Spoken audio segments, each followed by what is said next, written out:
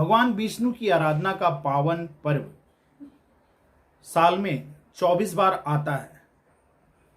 मतलब एक महीने में 2 बार आता है यह पर्व, जिसको एकादशी पर्व कहते हैं।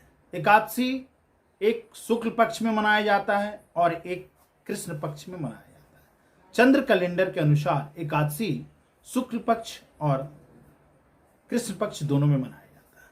शुक्ल पक्ष की एकादशी भी बहुत ही फल देने वाली होती है और कृष्ण पक्ष की भी एकादशी बहुत ही फल देने वाली होती है।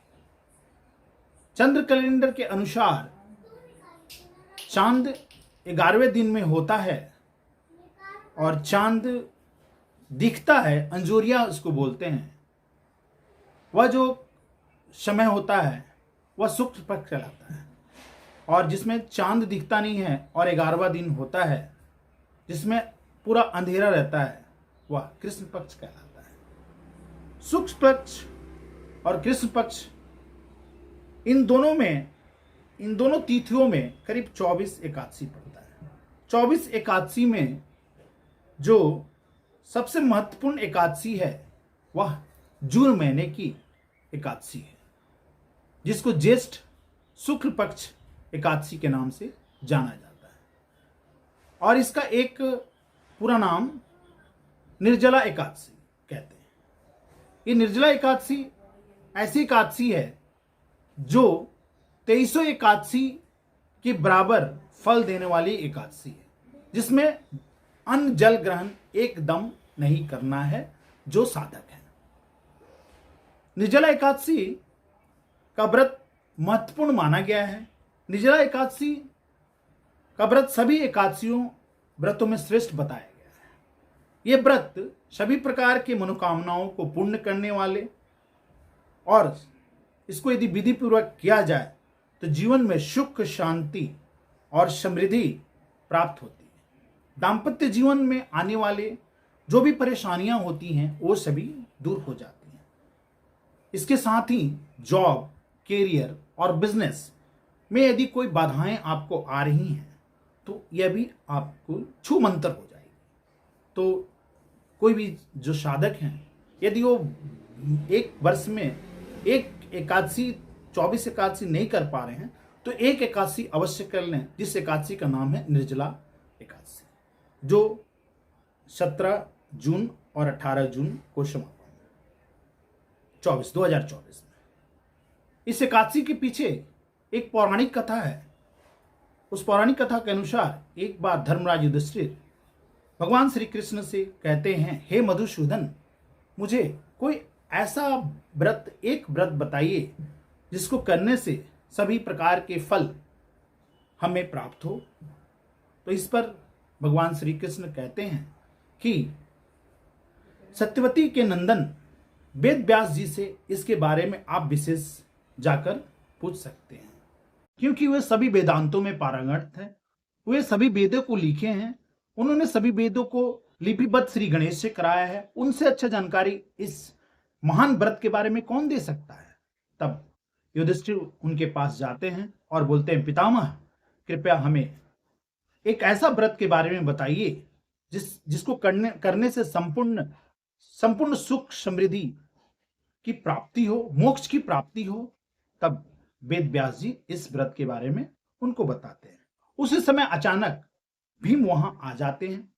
वो कहते हैं, पितामह, मैं तो कोई व्रत ही नहीं कर पाता हूं। मेरे भाई सभी व्रत करते हैं लेकिन मैं व्रत करने में असमर्थ हो जाता हूं, क्योंकि मेरे पेट में एक वृथा नाम की ज्वाला है, जो भूख की ज्वाला है, वो हमेशा जलते रहती है। जब तक मैं भोजन नहीं करता हूं वो शांति नहीं होती है।